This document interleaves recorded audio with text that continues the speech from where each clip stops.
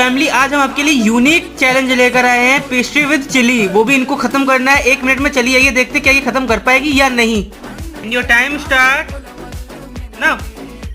चलो चलो जल्दी करो, तुम्हारे पास 1 मिनट है और 2 पेस्ट्री खानी है। मुझे तो नहीं लगता कि तुम जीत पाओगी क्योंकि तुमने चिली लिया हुआ है। मैंने तो तुमसे कहा था कि खाली नॉर्मल चैलेंज करते हैं हम पेस्ट्री का, लेकिन तुमने कहा कि हम चिली भी साथ में लेते हैं। पता नहीं कौन सा कॉम्बिनेशन है तुम्हारा, और मुझे नहीं लगता कि तुम ये चैलेंज जीत पाओगी। ये अपना चैलेंज कंप्लीट कर रही है। मैं आपको चैलेंज देता हूँ कि इसने कितनी मिर्ची खाई है, आप बताइए कमेंट बॉक्स में। और अगर आपको हमारा चैलेंज वीडियो पसंद आता है तो आप प्लीज हमको सब्सक्राइब कीजिए ताकि हमारी फूड चैलेंज वीडियो आप तक पहुँच सके। और ये भी जीत जाएगी लगता है ये चैलेंज। भाई साहब